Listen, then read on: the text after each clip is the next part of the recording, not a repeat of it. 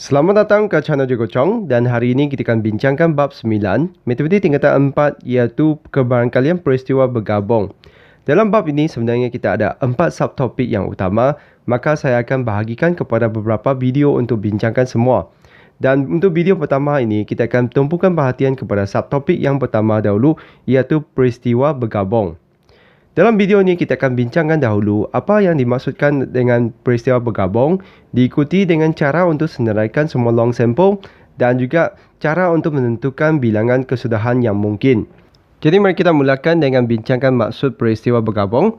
Jadi peristiwa bergabung ini ialah gabungan dua atau lebih peristiwa dalam satu kesudahan. Sebenarnya peristiwa itu adalah sesuatu yang berlaku itu. Maksudnya peristiwa bergabung itu adalah kita ada beberapa perkara berlaku pada masa yang sama. Maka dalam kita punya kesudahan tu, kita akan ada keputusan untuk beberapa perkara tersebut. Jadi di sini kita lihat contoh untuk lebih telitikan peristiwa bergabung ni.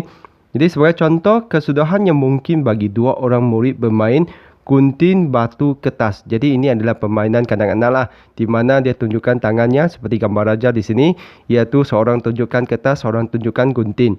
Jadi kita ada dua orang murid di sini, iaitu kita punya peristiwa, ada dua peristiwa tu dalam perkara ini. Jadi kita akan ada dua dapatan untuk setiap kesudahan tu, iaitu seorang murid tu tunjukkan gerakan apa dan murid kedua tu tunjukkan gerakan apa. Jadi kalau kita nak tentukan bilangan kesudahan yang mungkin tu, kita hanya sekadar fikirkan secara logik. Contohnya murid pertama atau murid A ni. Jadi murid A ni dia boleh tunjukkan tiga gerakan, iaitu dia boleh tunjukkan sama ada gunting, batu atau kertas. Maka di sini adalah tiga. Dan murid B itu kita juga boleh tunjukkan tiga kan. Sebab dia tidak semestinya dia hanya terhad kepada satu saja. Dia boleh tunjukkan salah satu daripada tiga tu, maka dia pun tiga. Maka jumlah kesudahan yang mungkin bagi kita punya peristiwa bergabung ni adalah 9. Dalam buku teks tu, kita akan nampak kesudahan tu dituliskan dalam bentuk pasangan seperti ini. Kalau hanya sekadar tuliskan pasangan macam ni, mungkin agak susah untuk kita bayangkan kenapanya begitu kan. Jadi di sini saya nasihatkan semua untuk guna gambar raja pokok. Jadi apa yang dimaksudkan oleh gambar raja pokok tu sebenarnya adalah kita senaraikan satu persatu kesudahan yang mungkin. Contohnya kita mulakan dengan murid A. Jadi murid A tu dia boleh tunjukkan tiga gerakan, iaitu saya wakilkan kita punya gunting tu dengan G, batu tu dengan B dan kertas tu dengan K. Jadi murid A tu dia boleh tunjukkan gunting, dia boleh tunjukkan batu, dia boleh tunjukkan kertas. Dan kita punya murid B pula sama juga, dia boleh tunjukkan tiga gerakannya, iaitu dia juga boleh tunjukkan gunting, dia juga boleh tunjukkan batu dan dia juga boleh tunjukkan kertas. Jadi kesudahan kita tu maksudnya adalah apakah kesudahan daripada dua peristiwa berlaku tu, iaitu apakah gerakan yang ditunjukkan oleh dua murid itu, iaitu dia boleh gunting, dia boleh gunting batu, dia boleh gunting kertas. Jadi ini adalah tiga kesudahan di mana murid pertama tu tunjukkan gunting dan murid kedua tu dia boleh tunjukkan tiga gerakan yang berlainan. Dan lepas tu kita punya murid A tu juga boleh tunjukkan batu. Dan murid B tu boleh gunting, dia boleh batu, dia boleh kertas. Jadi kita akan ada lagi tiga kesudahan yang mungkin, iaitu batu, gunting, batu, kertas. Dan selepas tu murid A tu dia juga boleh tunjukkan kertas dan murid B tu boleh gunting, boleh batu, boleh kertas. Jadi di sini kita akan dapat kertas gunting, kertas batu dan kertas. Iaitu sama seperti apa yang disenaraikan dalam buku teks, iaitu dia senaraikan semua kesudahan yang mungkin. Jadi ini kalau kita sudah senaraikan semua ni, ini sebenarnya adalah kita punya long sample, iaitu semua kesudahan yang mungkin. Jadi sebelum kita senaraikan tu, sebenarnya kita boleh tentukan bilangan kesudahan yang mungkin dengan rumus ini, iaitu kita darabkan sahaja berapa bilangan kesudahan yang mungkin bagi peristiwa pertama darab dengan peristiwa kedua. Jadi kita akan dapat jumlah kesudahan yang mungkin tu adalah hasil darab bagi dua-dua perkara tersebut. Jadi sebenarnya agak mudah sahaja. Jadi di sini kita akan teruskan dengan contoh untuk kaji lebih banyak keadaan. Jadi untuk maklumat semua, contoh ini sebenarnya saya ubah sesuai daripada contoh buku teks dengan tukarkan sedikit arahan dan juga soalannya. Jadi di sini tentukan bilangan dan luang sampel kesudahan yang mungkin bagi peristiwa bergabung berikut.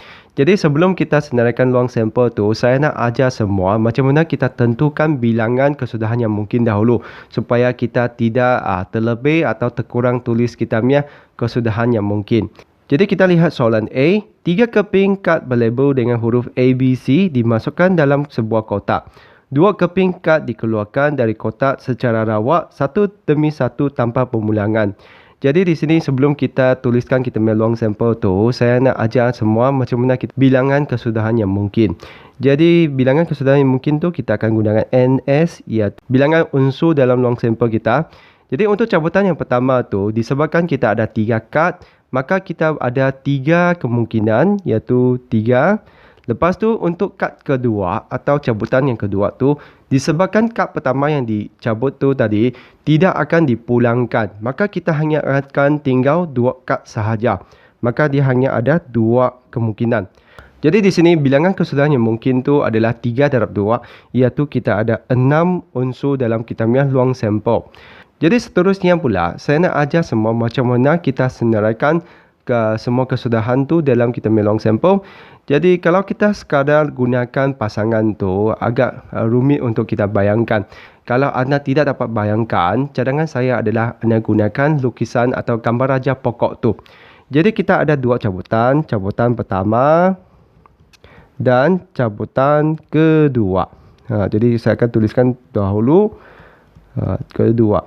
Selepas tu kita akan lukiskan dalam bentuk yang ni pokok, iaitu cabutan pertama kita ada 3 kemungkinan, iaitu A, boleh B dan boleh C. Selepas tu cabutan kedua tu, selepas kad A tu dikeluarkan, dia tidak ada lagi A. Jadi dia hanya mungkin B dengan C sahaja. Jadi kita punya kesudahan di sini kita boleh senaraikan dalam bentuk pasangan, iaitu kita ada AB dan kita ada AC. Seterusnya kita akan ulang lagi untuk B. Selepas B itu dikeluarkan, kita hanya mungkin ada A dan C untuk cabutan kedua. Maka kita ada BA, BC. Dan untuk C pula sama juga. Selepas C dikeluarkan, kita hanya tinggal A dan B sahaja. Maka kita akan ada CA, CB.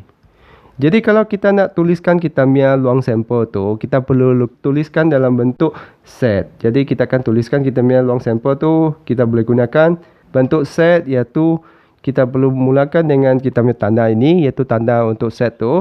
Lepas tu kita hanya sekadar tulis semula AB, AC. Lepas tu kita sambungkan dengan BA, BC,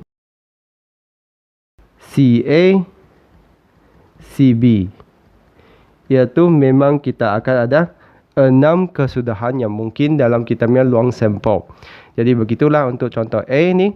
Jadi kita teruskan dengan satu lagi contoh, iaitu contoh B. Contoh B ni saya ambil terus daripada buku teks lah, iaitu 2 keping shilling dilabungkan. Jadi A dan G itu mewakili angka dan gambar masing-masing. Jadi dalam kita punya shilling tu kita hanya 2 pembukaan sajalah, iaitu sama ada angka atau gambar. Jadi di sini kita ada shilling pertama dan shilling kedua. Jadi saya akan tuliskan shilling A, shilling B. Sebelum kita senaraikan kita punya luang sampel, saya nak ajar dulu berapa bilangan kesudahan yang mungkin, iaitu kita punya NS tu. Jadi kita fikir dahulu. Shilling A ada berapa kemungkinan? Ada 2 sebab dia hanya 2 permukaan. Shilling B ada berapa kemungkinan? Dia juga 2. Maka di sini adalah 4 kesudahan yang mungkin. Jadi kita tuliskan dalam bentuk pokok tu, kita ada A dengan G. Selepas tu B pun ada A dengan G. Dan kita punya G ni pun sama juga, ada A dengan G. Jadi kesudahan kita tu kita akan dapat AA, AG, GA, GG. Jadi kalau kita nak tuliskan dalam bentuk set tu, kita hanya tuliskan AA, AG, GA, GG. Jadi begitulah caranya untuk menentukan kesudahan yang mungkin untuk peristiwa bergabung. Cadangan saya adalah anda gunakan gambar raja pokok lah supaya lebih senang untuk kita nampak apakah kesudahan yang mungkin. Dan sebelum kita tuliskan kita punya luang sampel tu, saya cadangkan anda untuk carikan bilangannya dahulu sebab kita tidak mahu terlebih tulis atau terkurang tulis. Jadi begitu sahaja untuk 9.1 ini, iaitu peristiwa bergabung. Jadi dalam video ni sebenarnya kita nak belajar cara untuk menentukan bilangan kesudahan yang mungkin dan juga cara untuk senaraikan semua kesudahan yang mungkin dalam luang sampel kita. Jadi sebelum mengakhiri video ini, saya ada lagi satu berita yang baik untuk diumumkan. Jadi mulai daripada video ini, saya akan rekakan satu kuis untuk semua cuba supaya anda dapat menguji kefahaman anda. Jadi selagi Word War ini adalah percuma, selagi saya akan buat kuis untuk video-video yang akan datang. Jadi apa yang anda perlu buat, hanya anda perlu tekan link pada bahagian penerangan video ini dan anda masukkan nama, selepas tu anda jawab. Dan selepas anda jawab tu, anda akan dapat tahu apakah jawapan yang sebenar dan juga melihat kedudukan anda berbanding dengan yang lain. Jadi sebelum ni saya sudah buat satu quiz untuk bab 9 tingkatan 3 dan mendapat sambutan yang sangat baik daripada subscriber. Saya rasa quiz Word War ni memang sangat menarik untuk dicuba. Jadi selagi laman web itu percuma, selagi saya akan buat quiz lah. Jadi saya harap kuis ni dapat membantu semua untuk menguji kefahaman diri.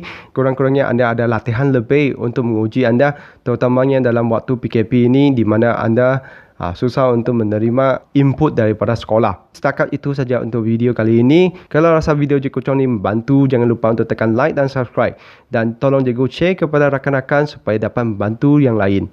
Jadi itu saja untuk kali ini. Sekian, terima kasih. Kita jumpa lagi.